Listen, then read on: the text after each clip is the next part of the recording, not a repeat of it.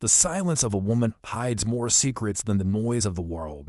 And revenge, often, doesn't come with screams, but in whispers. She was 19, a virgin, and she was sold to a 75-year-old billionaire Sheikh in exchange for the only thing her family had left, their olive farm, the scent of home, the taste of a future that would never be hers again. On their wedding night, he wanted only one thing, to consummate the marriage. But what happened in that bed shocked the entire world, because what unfolded was not an act of possession, but an event that would change everyone's destiny forever. But the silence of one night guarded the greatest lie. Years later, a silenced widow carries the weight of a fortune, the echo of a night that never happened, and the cold presence of a man who wants the truth. He is the Sheikh's youngest son, and he won't rest until he uncovers what his father's wife is hiding.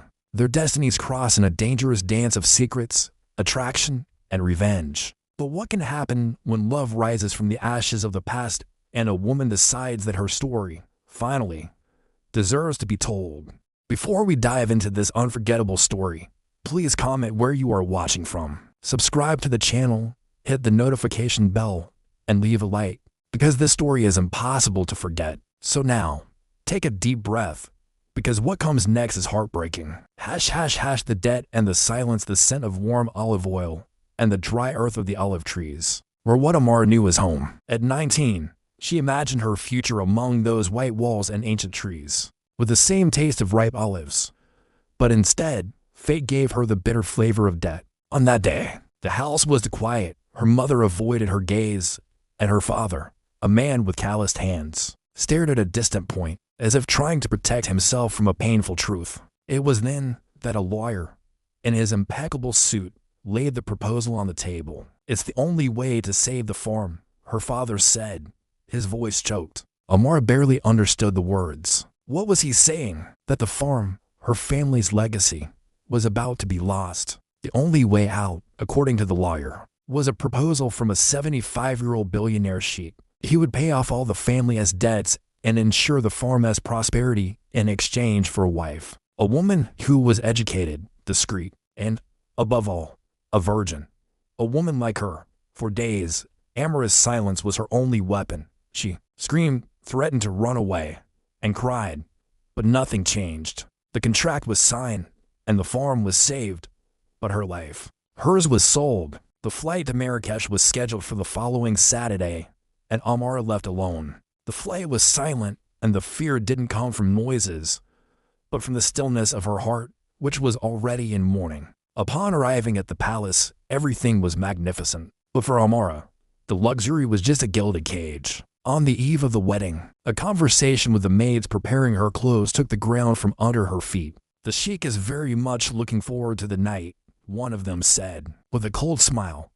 Amara understood. The marriage was not symbolic. As her father had promised, it would be consummated, and no one would come to her rescue. That night, alone in her room, she had only one thought: I might have to lie with him, and no one would come to save me. The ceremony the next day was a painful formality. Dressed as a bride, she felt like a piece of merchandise in an auction. Tariq ibn Hashid, the Sheikh, looked at her with a sparkle of possession. And when he kissed her hand, his thick voice resonated. "You are even more beautiful than they promised me." Amara could barely breathe. She was married, but she felt lonelier than ever. The night was approaching, and with it, the certainty that the darkness was about to swallow her. The room was silent, too big, too cold. The decor was luxurious, but soulless, gilded furniture, heavy curtains, and a huge mirror facing the bed. Everything seemed designed to impress or intimidate. Amara sat on the edge of the bed, her heart pounding and her feet cold. Her hands trembled on her knees. She felt like running away, but there was nowhere to go. When the door opened, two maids entered discreetly, with their heads bowed. They didn't ask for permission. They just said, "You need to bathe and put on the clothes that were left for tonight." Amara didn't respond, didn't move a muscle, but the women already knew the way. They prepared the bath, left a thin, almost transparent piece of clothing in plain sight. It wasn't a nightgown, it was a surrender. "Mr. Tariq will be here shortly," one of them said, emotionlessly. "He likes everything to be as tradition dictates." Tradition, that's what they called it. Amara got into the bath as if she were going to a sacrifice. Wash her body in silence. Put on the light, almost invisible garment that left her legs bare and highlighted every curve. Back in the room, she sat down on the bed again. There was no sheet to cover the shame, not enough air to breathe. Minutes later, he arrived. The sound of the doorknob turning echoed like a muffled gunshot in the dark. Amara instinctively recoiled. Though she didn't move, Tariq entered slowly, wearing traditional attire, his face shaved, his perfume strong, his eyes fixed on her with hunger. He closed the door behind him, unhurried, and walked to the bed like someone approaching a possession. He stopped in front of her, smiled. "You are beautiful." She didn't respond. He tilted his face slightly, his voice low and cutting. "Take off your clothes. I want to see what is mine." Amara swallowed hard. Her trembling hands untied the knots of the fabric. The silk slipped from her shoulders, fell onto the bed. She stood, exposed, with her eyes on the floor. "Lie down," he ordered, "with your legs wide open, as a wife should be on the first night. And don't make me repeat myself." Amara got onto the bed slowly, obeyed. Her face was turned to the wall, her heart in despair. Tariq watched her in silence, his chest rising forcefully, his eyes gleaming with anticipation. He got onto the bed slowly, the weight of his body sinking the mattress, came closer, and then spoke. "I'm going to tell you exactly what will happen." She held her breath. "It will hurt, and you won't move. You won't flinch. You won't scream. You can bite the sheet if you need to. But once I start, I won't stop." A silent tear rolled down the corner of Amara's eye. She didn't blink. Her face remained turned, but her muscles trembled. Tariq bent lower, speaking close to her ear, now with a tone loaded with desire and domination. "You will let it happen. You will open up, without fighting, without resisting. You were made for this, and you will endure. Completely." Amara didn't respond, but her entire body went cold, her gaze lost on the ceiling, her soul far away. Tariq positioned himself between her legs, lowered his body, pressed his face to her neck, took a deep breath of her skin as scent, and whispered in a hoarse voice, "Let us get this over with. I'm anxious to possess you as soon as possible." But before he could make any move, he stopped. His breathing failed, his eyes widened, then rolled up, as if they had gone out inside. His body stiffened for a second, locked, and then collapsed heavily, limp, without reaction, as if something inside him had simply shut down. Amara stayed motionless. She felt the overwhelming weight of his body, his head pressing on her shoulder, his arm thrown over her belly, the warmth of his breath disappearing. "Tariq," she whispered almost without a voice. "Nothing." She tried to push him, but he was too heavy. She managed to move his torso a few inches. She was suffocating. With the touch, with the scene, with the dread, "Help," she screamed with the little air she had. "Help! Help!" The maids ran in, screaming. Two guards came right behind them. One of them pulled the Sheikh's body away forcefully. The other covered Amara with a sheet. The room descended into chaos. Doctors were called. The corridor filled with orders in Arabic, with hurried footsteps, with tense voices. Amara was taken to another room, still wrapped in the sheet, pale, in a state of shock. She couldn't cry or speak. She only felt a brutal emptiness, as if the world had gone dark. Hours later, she learned the truth. Tariq had suffered a massive, irreversible stroke. He fell into a coma, was kept on life support, didn't react, wouldn't return. For the next 3 months, Amara lived in the palace, unable to leave, with no contact with the outside world, as if she were still his, even with him unconscious. Until one muggy morning, a maid came in and simply said, "Mr. Tariq passed away tonight." On the table, an envelope. It was the will. Amara, the wife he never got to possess, had been named a partial heir. No one ever mentioned what happened that night, and she never told anyone either, because that was the night that never happened. The burial was discreet, no cameras, no speeches, just a quick ceremony, surrounded by security and silence. Amara was not authorized to attend, even though she was a widow, even though she was legally a wife. The next day, the Sheikh's lawyer appeared at the palace in a dark suit, briefcase in hand, his expression unreadable. "The will was opened this morning," he said bluntly, "and you are in it." Amara didn't react. She didn't know if this was a prize or a curse. The clause in the marriage contract was clear. The marriage had to be consummated. for any inheritance rights to be validated. But no one knew for sure what happened that night, and Tariq never spoke. He preferred silence. A silence that, for many, said everything or nothing. What no one expected was what came next. In secret, the Sheikh had left a personal testamentary clause, guaranteeing her a portion of the fortune, properties, shares, and a lifetime allowance, all within the legal margin permitted by Moroccan succession law. An individual, calculated, and irrevocable decision. Was it a gift or a trap? Perhaps his way of saying, "You will carry my name, with or without love, with or without desire, and the whole world will know it." But for the Sheikh's children, it was an insult. The same day, the attacks began, leaked notes to the press, articles questioning her origin, rumors of witchcraft, seduction, and that she was only there for the money, as if she had deceived the powerful old man just to get her hands on his fortune. The young Spanish woman who became a millionaire widow in less than 3 months, the headlines read. Amara remained silent. She gave no interviews, made no public appearances. But that didn't stop her image from becoming a target. The Sheikh's family hired lawyers, initiated a lawsuit to annul the will. They alleged he was sick, vulnerable, manipulated, that she had taken advantage of an old and debilitated man, and, most importantly, that the consummation clause had not been fulfilled. This inheritance is a disgrace. One of the older daughters said in an interview with a Dubai channel, "This woman stole what was ours." But nothing caused more attention than the news that arrived 2 weeks later. Malik was returning. The youngest son, trained in international law in London, absent for over 5 years, discreet, intelligent, and dangerous. He won't rest until he clears his father's name, they said. Amar heard that on television, sitting on the sofa, with the windows closed and the world collapsing outside. She knew what was coming next. It wouldn't just be a legal process. It would be a personal war. And she was the target. The war and the guilt. Time passed. 7 years, and Amara disappeared. Not from official records, but from life. She now lived in the south of Spain, in an old house, among the hills of Cadiz.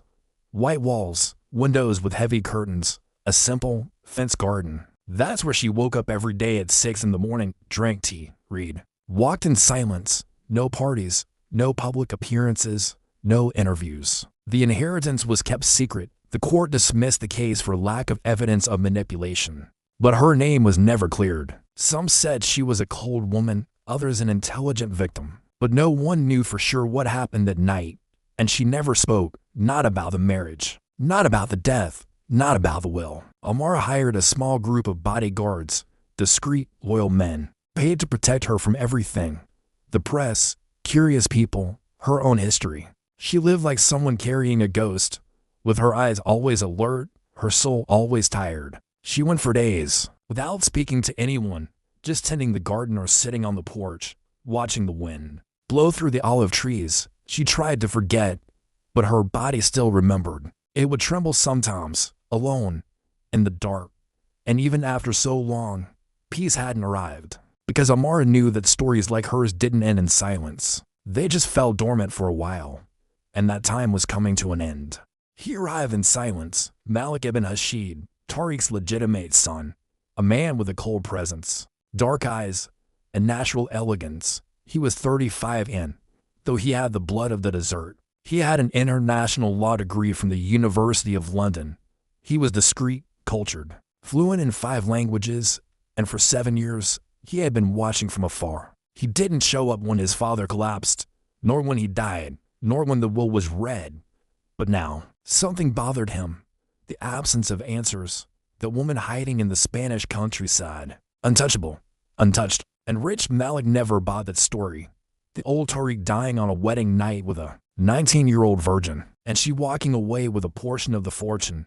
It didn't seem right. It was a clear morning when he first set foot in Cadiz. He rented a black car and drove alone to the road that cut through the olive groves. From the outside, the south of Spain seemed calm, but inside him, everything was turmoil. It was distrust. He wore a white shirt with the sleeves rolled up to his elbows, dark tailored trousers, and a simple but expensive watch. On his face, no smile, just focus. He parked the car in front of Amra's white house. The gate closed, cameras on the sides. A bodyguard watched him from a distance. Malik waited with the window open and his arm on the steering wheel. "Can I help you?" the man said, dryly. "I'm here to speak with Mrs. Amara," Malik replied, with a clean accent and firm tone. "She is not receiving visitors. I am Malik ibn Ashid." The bodyguard swallowed hard, didn't respond immediately. He made a quick call and came back. "She won't receive you." Malik just nodded, didn't argue, backed the car up and drove away slowly, as if that were part of the plan. Because it was. He knew he wouldn't reach her with a visit. He knew she was protected. He knew that if he wanted answers, he would have to find another way in.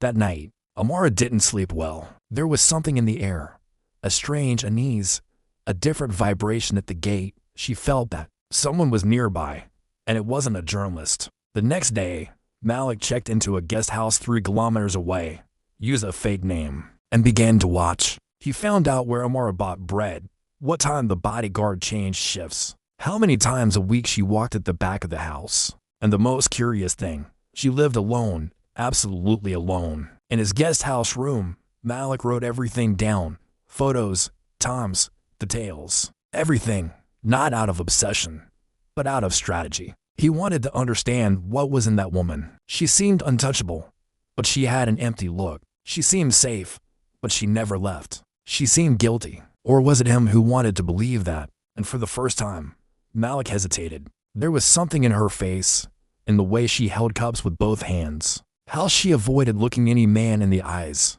how she kept her shoulders always tense. That didn't fit an opportunist. On the 4th day, he saw her at the market, distracted, picking out olives. He almost approached her there, but he didn't because he felt it. She wasn't just an enigma. She was a minefield, and if he stepped wrong, everything would explode. The next day, he appeared at Amara's gate earlier than usual. "I need to talk to her," he told the bodyguard. This time, she gave him permission. She waited for him in the garden, seated, with a white sheet covering her legs and a cup of tea in her hand. Malik approached with firm steps, but his gaze was different. There was no longer anger. It was something else, something darker. "Is it true," he asked directly, "that you never had anything with my father?" Amara brought the cup to her mouth without looking away from him. What difference would it make now? A lot. So, no. Malik frowned. "No. He touched me." "Are you saying the marriage was consummated? Is that what you want to hear, isn't it?" "I want the truth." She stood up, calm, firm, and approached him, stopping a few feet away. "It was true. The marriage was consummated. Is that what you wanted to know, isn't it?" Malik stared at her. "Swear it, in every letter." Malik looked into her eyes, was silent for a few seconds, and then said in a low, controlled, provocative voice, "Then prove it." Amara froze. Her gaze wavered for a moment, a second, and he saw it. Malik saw the fear, the hesitation, the blush rising up her neck. She wasn't good at lying. She was just good at silence. "I don't have to prove anything," she finally said. "But you just said it happened. And if it happened, it's in the past." Malik took a step forward. She didn't retreat, because if it didn't happen, he whispered, "you wouldn't have the right to the inheritance. You don't need to remind me. I know exactly what's at stake. Then why lie?" She took a deep breath, looked at the sky, and said in a tone that mixed pain and defense, "Because sometimes telling the truth doesn't protect anyone." He fell silent. Her face was firm, but her eyes were broken. And in that instant, Malik felt something he didn't expect. It wasn't anger. It wasn't contempt. It was desire and guilt. Because he was starting to want to understand that woman, but he was also starting to want to touch her. And that burned. In the days that followed, Amara tried to pretend that nothing had changed, but everything in her was more alert, more tense. Malik didn't appear for 3 days. No visit, no message, no provocation. She should have been relieved, but she was restless. On the afternoon of the 4th day, he showed up unannounced. He was dressed in black, a shirt tight on his body, without a blazer, without formality. His eyes were deeper, his face more closed off. She heard him from the terrace, went down slowly. "Did you come to demand another answer?" she asked, already in the garden. "No, I came to give back a doubt." She frowned. Malik took an old newspaper clipping from his pocket, showed her the headline, "Spanish widow inherits Arab sheikh. As fortune after mysterious wedding night." "Did you leak this?" he asked. Amara froze, read the headline as if it were the first time. But she already knew it, had read and reread it and swallowed it with dry blood. It wasn't me, she replied, contained. But it seemed convenient at the time to reinforce the idea of a consummated night. That's what secured the validity of the will. It wasn't me, she repeated. But you benefited, didn't you? Her silence hurt more than if she had screamed. Malik took a step forward. She didn't retreat. Then that's it, he murmured. That's what it is. You lied and you liked the lie. I survived, she said, her eyes fixed on his. Liking it had nothing to do with it. He laughed, a bitter laugh, from the corner of his mouth. It wasn't mockery. It was anger at himself. You're good at this. At what? At not saying anything and still driving everyone crazy. She took a deep breath, turned to go back inside. But he followed her. Wait, she stopped. Didn't look. That was all it was, he said. You survived. She turned again, looked into his eyes. And why are you here? Malik, justice. Or curiosity? His gaze darkened. The words vanished. All that was left was his body. He got too close, his chest almost touching hers. The warmth of his breath came between them. Amara felt her heart race. Don't do this, she said in a low voice. What? This? But he didn't back away. His hands almost touched her arms. Almost. But they didn't. She held her breath and then took a step back. You should leave. Malik stood still, eyes on her, pulse racing. Desire latent. You don't hate me, Amara. Maybe I should. But she didn't hate him. She didn't reply, turned her back, and went inside. Malik stood there alone in the garden, the sun beginning to set and his body burning inside. Malik didn't know what he was looking for, but he knew where to find it, his father's old office. In the house in Tangier, which had been closed for years. No one entered there, not even the lawyers. But Malik did. The air smelled of old leather, waxed wood, and silence. Maps, books in Arabic, stacked papers. Nothing seemed out of place, and that was exactly what bothered him. After hours of rummaging through folders, he found, at the bottom of a drawer with a false bottom, purchase contracts for Amara's family olive farm, signed by shell companies linked to Tariq. It was like a punch to the gut. Tariq had bought the farm long before the bankruptcy, was a hidden partner, and little by little, he had sabotaged her family's business. He withdrew funds, destabilized exports, pressured creditors behind the scenes. It was no accident, no bad business deal. It was premeditated. Malik understood everything. His father destroyed what she had so he could save her. Then, he made her ruin the perfect condition for marriage, not because he loved her, but because he wanted to possess her. Malik sat in his father's armchair, looking at the documents. But next to them was a separate folder. Photos, copies of emails, reports on Amara's routine before the marriage. Her at 17, at 18, at olive fairs, at home with her family, at the university. She had been watched since before she knew she would be sold. She was already marked. Malik's blood ran cold. Amara was not an opportunist. She was a target, a meticulous choice. And his father was not a sick man who died prematurely. He was a predator who knew exactly what he was doing. Back at the guest house that night, Malik didn't sleep. Amara's face appeared in flashes, the way she avoided eye contact, her silence, her containment, her sharp answers. He understood. She never lied, never tried to move anyone. She just kept quiet to survive. And even so, she paid the price every day. The next morning, Malik asked one of his father's old lawyers one last question. Why did no one question though? Consummation? Because no one would dare to raise the doubt, the man replied. Because to suggest that the Sheikh did not consummate would be the same as calling the deceased impotent and humiliating his memory in public. No son wanted to carry that scandal. Not even you. Malik was silent. So that was it. Amara received the inheritance not because she was recognized as a wife, but because the whole world was afraid to tell the truth. And in the end, she didn't inherit, she carried. Malik closed his eyes, took a deep breath. The man who swore to defend his father's honor now had to decide whether to protect his memory or free the woman he destroyed. And with each passing day, it became more difficult to look at Amara without feeling that, in some way, she was everything his father never had the courage to be: human, free, and silently invincible. The new beginning and the choice. Malik returned in the late afternoon, without warning, without security, without armor on his face. Amara was already waiting for him, as if she had felt his step crossing the garden even before hearing the sound of the gate. She said nothing, just opened the door and let him in. The silence between them lasted for more than a minute, but inside her chest, everything was screaming. Malik approached slowly, without invading, without rushing. "Forgive me," he finally said. "For everything." She just nodded. He took a deep breath. "I'm not here to take anything from you."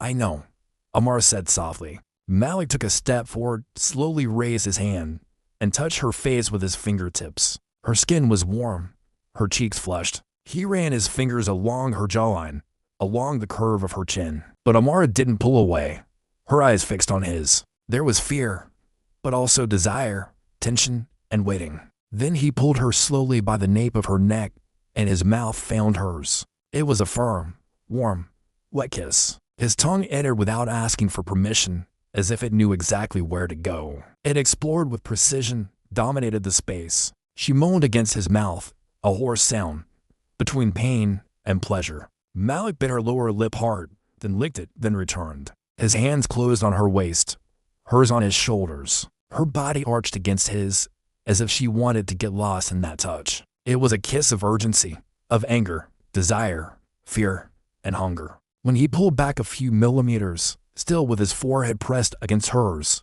both of their breaths were ragged. "Amara," he whispered with a faltering voice. She just said, "Stay."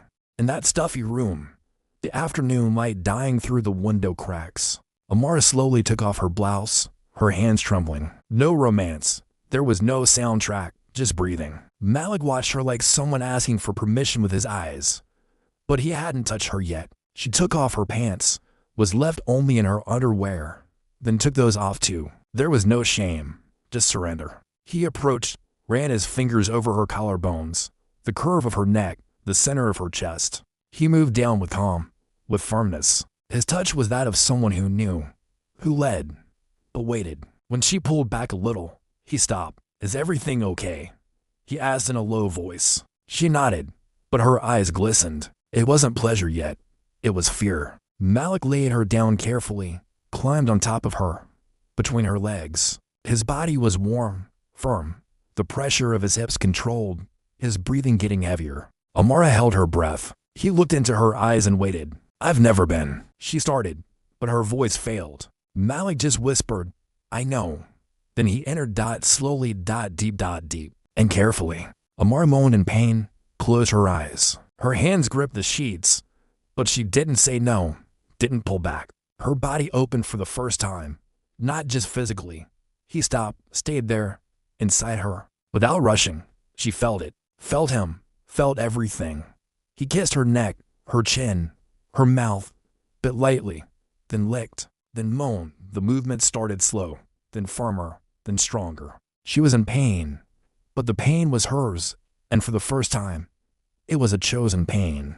His hand passed over her waist, went up her back, pulled her hair hard, with desire, with hunger. She was gasping, but not out of fear. It was something else. She opened her eyes. Malik was staring at her as if he were seeing her for the first time. She said, "I am yours." And he replied, breathless, "No, you are my choice." And he continued, until her whole body trembled, until she cried without knowing why, until everything inside her screamed, "I am alive." Silence. The room was still warm, their bodies mixed, intertwined. Breath slowly decelerating. She lay on his chest, her eyes closed, and for the first time, without weight. But the world outside wasn't asleep, and the next day, news would come that would change everything. The days passed as if the world outside didn't exist. The house seemed to breathe along with them. The room, the garden, the silent porch. Amara and Malik loved each other with a contained, almost daily urgency. It wasn't just desire. It was necessity. He would wake up before her, watching her face as she slept. She would wait for him at the end of the day, with a warm body and calmer eyes.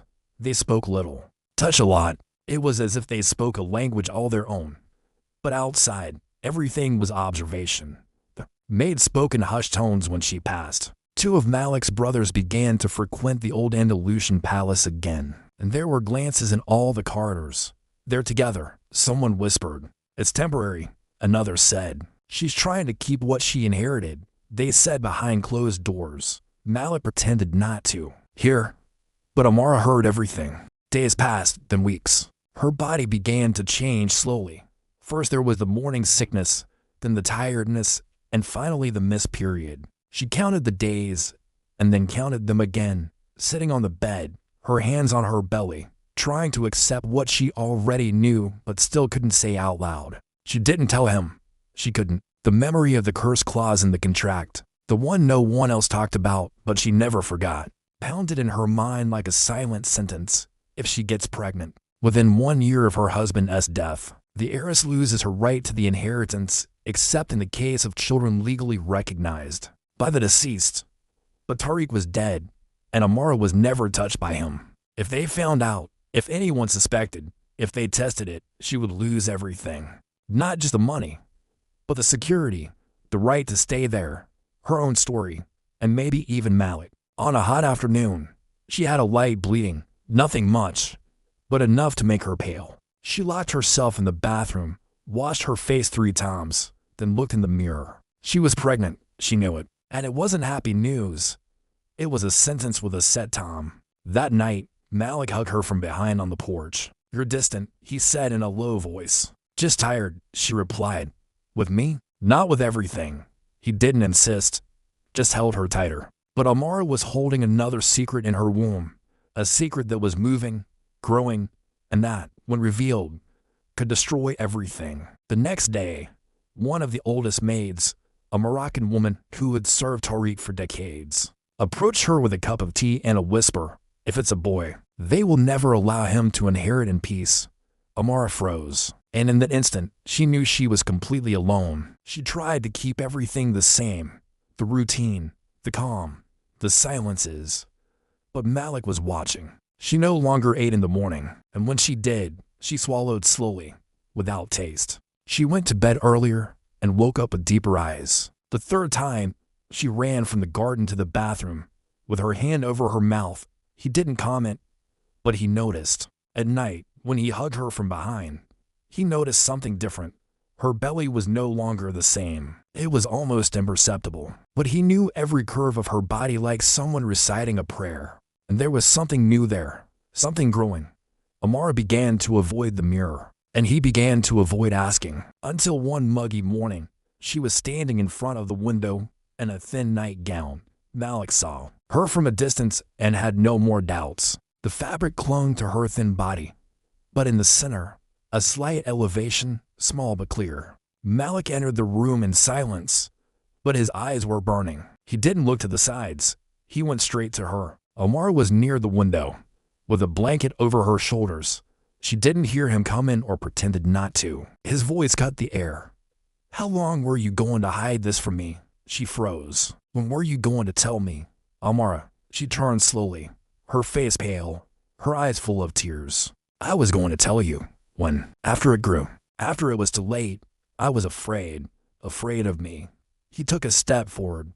His voice was low, but firm. "Afraid of losing the inheritance." She took a deep breath, held his gaze, didn't respond immediately. Of both, Malik closed his eyes, ran his hand through his hair, turned his back, almost left, but stopped.